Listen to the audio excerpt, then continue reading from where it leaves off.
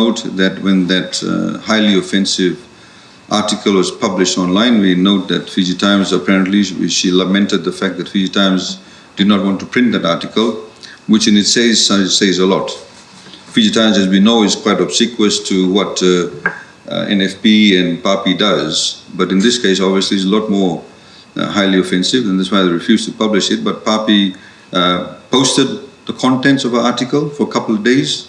Then after there's a bit of public outcry, we understand even from their own supporters, they pulled it down.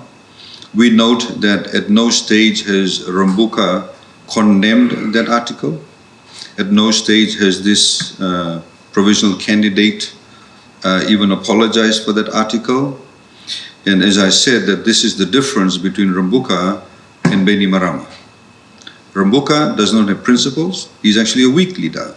He's trying to pacify everybody within his party. There's ethno-nationalists, there's right-wingers in his party. There are other people with business interests who he's trying to pacify. But Beni Marama would never tolerate such a thing. And that's the point of difference. And I think the Fijian voters need to understand that. That here we have a leader who is trying to portray himself as some kind of strongman, but in fact he's extremely weak. No principles, no values. In the same way, you had Linda Tambuya condemning EFL workers, saying they don't deserve the bonus. Again, they had to get her to, I don't know whether she retracted it, but he took some, I don't know, what I call hopscotch approach to it all. A number of examples that have happened. Linda Tambuya made comments about Diwali, about how it should not be celebrated on a Sunday. Number of quite hypocritical statements have come out, but none of them have been condemned. And the voters of Fiji need to understand that this is the alternative leadership that Rabuka is offering. But of course, in all of this, the most deafening silence has been NFP. The new partner of Rabuka.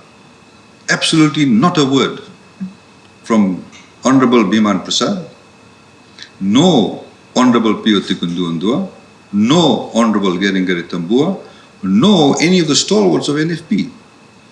They all have their lips sealed. Why? Because that article, as offensive, as racist as it is, enormous issues, philosophical issues about running a modern nation state and how one should run it, not a word, a peep from them. So the voters of Fiji must realize that these people have formed these partnerships not based on principles and values, not building nationhood, not economic liberalism and economic advancement and growth, but simply for a raw political gain of office. That's what it is all about. And these are all examples. And as the days and weeks unfold, you will see more and more of this happening. You'll see this because it is just a clobbering of people together who just simply want raw power. They're not driven by any principles or values. They're not driven by any grand vision for the country. You saw that throughout the pandemic. Hypocritical statements, contradictory statements. And that's what it's all about. You have Honorable Tui Sawau making comments in Parliament, which you guys don't run anything about it. That people should be appointed to public offices and various other positions based on ethnicity, not on capability, not on capacity, not on the ability to deliver, but on ethnicity. You have Rabuka going to Vanuatu saying, in my days, the bulk of the civil servants were from this province. What about the people from Ba, Tailevu, Naitasiri, Nanronga, Namosi, Serua? Our Prime Minister is from Tailevu. Does he mean he stacks up all the civil servants of people from Tailevu? Of course not. See, he is a leader of vision, principles, values. And here are these other group of people.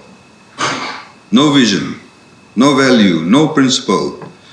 Just take it as it goes. Let's somehow the other get into government. That's what it's all about. The young people of Fiji should know that.